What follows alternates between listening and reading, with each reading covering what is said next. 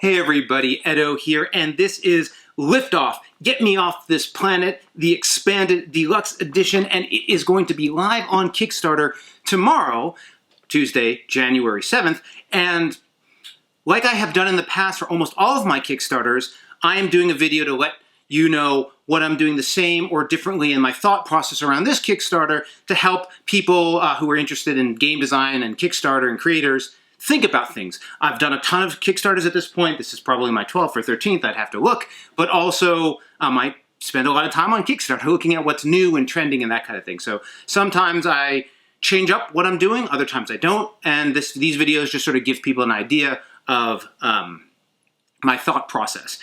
Liftoff is particularly interesting in that this is my original game, Liftoff, Get Me Off This Planet, 5 years ago was my first Kickstarter, and things have changed wildly since then.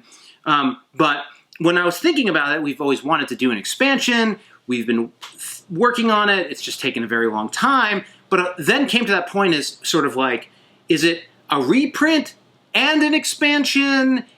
Or like, how am I going to do this?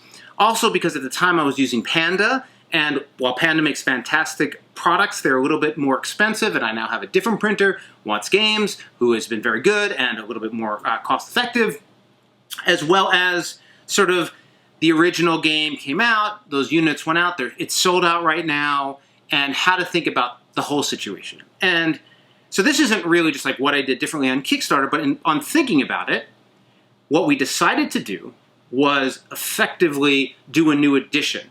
So that's why it's expanded deluxe. It's like a reprint. However, we expanded the game with the expansion. So, for example, the original game had tons of shards on your planet, but they were all one-sided. We redesigned the shards and they're now double-sided, and we added a ton more liftoff points, all sort of expansion content, new exit points to use, and really doubled the amount of content in the game in that regard. We added a solo edition where you flip over the core now, and on the other side of the core is a solo, and then we have like special cards, and it's like the Gargler thing. And then we have, that's one player, we expanded to 6. That was just tweaking and adding another color, but then we added the Gurgler, which is the white Gargler, and let's see, on the back here, you can see it's small, as well as escape points and a whole variety of things. One of the interesting challenges with this is, to go back, it's been 5 years to be like, but hey, we have this new edition that has new stuff, but it's not really an expansion because, the game didn't feel like big enough to do its own expansion type of thing. It's really a reprint with an expansion. How do I think about that with original backers? Because this Kickstarter is not really a way to give a discount. I can't have them return the old editions. That'd be crazy, right? So that's where this comes in. So this is the Liftoff, Get Me Off This Planet upgrade kit. This replaces the shards. We have a nice little description of what happens on the back, but this replaces the shards and all the components on the inside. It's got even some stickers and things. And essentially, if you have the original game, you can get this and turn it into the new game. Now, you don't get the new box cover, and there's an insert in here. There's a couple things that are a little different, but generally speaking, from a gameplay perspective, you get all of it. And part of the challenge, though, was in doing this, the original game was fantastic production value. I actually had to work with Watts and be like, hey, I want to work with you guys, but you got to hit the mark. I need to be able to replace pieces in the old game and for it to make sense, look good, color match, you name it. And so ultimately what I ended up having to do is some really high quality, I only have a couple of these. These are just prototypes, but I had to do it so I knew I could replace everything and fit it and make all that. So that was the process in and of itself. Super excited with the results. But first thing that's different about this Kickstarter is there's a first tier, which is like just this upgrade kit, which is obviously cheaper.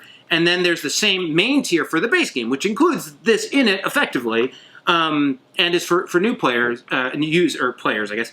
And then also, when I thought of the levels, I was like, generally speaking, I want to sell as many of these as possible. I think this is important too. But so basically then also did a tier, which was like, okay, well, you can have, if you buy it together, like you take your old edition, you upgrade it, hand it to your friend or give it to your game store, and then you have the new edition. I'll give you a cheaper deal all in, with less shipping, that kind of thing. So this one's a little bit complicated in that regard, because I've never done a reprint campaign, but it's not even a reprint campaign. It's just like new edition, really new edition. But having said that, generally speaking, my format is very standard to what I've done in terms of your information at the top of the page and going down. If you look at any of my recent campaigns, it's pretty consistent in terms of introducing the game, special modes or features, components, how to play, reviews, that kind of lineup. I continue to do things where I take snippets and quotes and I interlace it through the content, and generally do what I think is a pretty solid production value on my Kickstarter campaign. That's all effectively the same. From an outreach perspective, I would say it's very similar, where I have different video and written reviewers who I've provided a copy of the prototype to do their content. In this case, the Dice Tower gave the original game a seal of approval, so I've included that. So there's a little bit of a mixture of old game, new game. I tried to use the box covers because we updated the box to represent, like, that's an older view and this is a new thing, new preview. And so that kind of mixing and matching of content is interesting. And you can, I'll link the, let me know pre-release page, and then tomorrow you can just check it out and see, very specifically the changes and updates if you're curious. Other things which are the same. For one, I am still not using BackerKit or any other post-Kickstarter tool.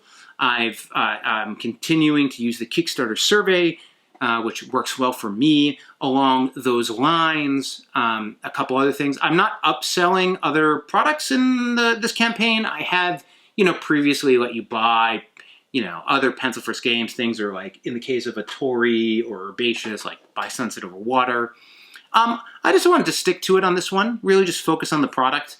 I don't consider this, I don't expect to be a giant campaign for me. I think it's going, I want it to be successful and fun, of course, because I'm super thrilled about this game, and it's one of my favorites. But, this is really like, tons of people love this original game. I'm bringing it back, doing it away with some new content, and introducing it to a grown audience. But, it's a family gateway game that is whimsical and I think sort of fits a certain part in the market. And I don't see older titles exploding onto the scene, because it was a solid Kickstarter. We sold out, but it's not like it had reprints and reruns, right? So I think it's going to be a modest campaign, but I'm just keeping it simple. Along those lines, that also means that I'm not doing the more common trend. Let me, as salty as I am about it, it is absolutely the case that more and more Kickstarter creators are asking for backers to pay shipping after the fact. Like, either they say later and then it's like 1 month later they charge you more money, or they wait until they actually know the cut price and they charge more money. But that it's becoming like using backer kits type solutions has become more common in also charging shipping after the fact. I'm not doing that. I bundle it in using the Kickstarter system. And I think objectively, since the market is now comfortable with it, it makes more sense as a creator to do the charging of shipping after the fact, because essentially you get to have a lower price point essentially for your Kickstarter, so you can sort of make your Kickstarter look more attractive. And then from there, once it looks more attractive, you're able to then charge the correct amount for shipping afterwards. I mean, I think there's lots of reasons why creators are doing it. For me, though, I so strongly dislike it as a backer that I can't bring myself to do it. So I'm sticking to the main thing. So those are very the same. I talked about how you're having that upgrade kit. One of the interesting things I did is, and I don't know if this is a good decision or not, we'll find out, is I went to whole price point instead of like a $29, $39, $49, like 40, 50, whatever, not on the nines. And I don't think that's best practice, but effectively, if I'm saying $25 for this, and so what I had was 25, 39, 59 for the two, right? And I think that math's not as like snappy, whereas at a practical level, it's sort of like you buy this by itself for 25, you can get this for 40, or you can get this and this for 60. And you're like, oh, that's 20 more dollars. It's a $25 thing for $20, right? Because it saves some money on bundling it together and a little shipping reduction, whatever. But like just tried to make that value proposition as crisp as possible. And I felt like when I was trying to, in my head, do it like on the nines, I was like, okay, so it's 90. Like, it was just weird. And I felt like using rounded numbers made that communication more clear. Or even that sort of concept of like, oh, well, sort of could just do the upgrade kit, but for like another 15 bucks, I can just get a new edition. It'll be cleaner. It'll be like, I'll just do that, right? That's a decision point to sort of up level from just getting an upgrade to just getting a whole new edition, which again, generally speaking, is like sort of my preferred path, but you know, not everyone's going to feel that way. Some people like their copies. They've been happy with it. It's got age on it and they just want to update it. So that's fine too. So otherwise, I think those are some of the biggest shifts, and otherwise staying. Awareness campaign was very similar to what I've done in the past. There is some nostalgia in this. I mean, there's something interesting about having a lot of the old content to bring out, videos, things that we did. We did that during Gen Con, we did use the little meeples around and take photos competition, which was very popular. And I think it was the first year Gen Cant went on, and there was like a lot of conversations during that like Twitter fest. So there's a ton of images of Liftoff characters running around, and so we had access to all of that. So it's certainly interesting to come back to a title you've already done. A lot of the work was getting parity of the versions. That was a lot of sort of work and upfront expense on my part to be like, no, this has to be what's good for these players, and that's really important. I think that's like the kind of thing that is going to pay off not really in the Kickstarter campaign as much as after when people start receiving it, right? That they feel good about what they got and it meets their expectation, because the original game set the bar high. I'm just looking at my list here.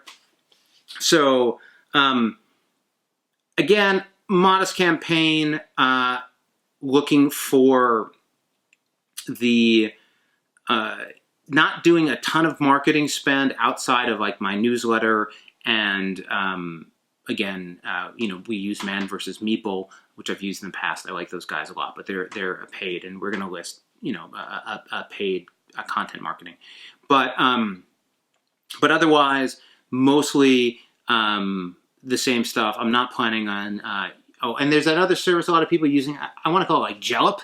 That might not be right. I forget the name of it, but like paying a marketing firm to take a cut. I'm like avoiding all the things where people take cuts of your money. This is going to be a tight campaign. There isn't going to be a lot of profit here. It's really going to be just about getting this game to the market and getting it back in all its glory. But, you know, I think those 10%, 5%, 10%, 4%, 3% makes it really tough on a creator. And they bring users, but I don't know. I'm still not avoiding it. So I think really for me, this is much more about the opportunity to make this game a reality than seeing this as the next big hit. Later in the year, I'll be doing Mall Peak, which is the sequel to Skulk Hollow. Skulk Hollow was a monstrous campaign, has been doing really well after release.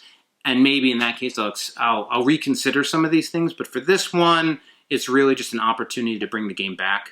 And it's going to focus on the original backers as well as people in the market and introducing it to new players. And I'm just, you know, I'm keeping my expectations low on this one and not overdoing it.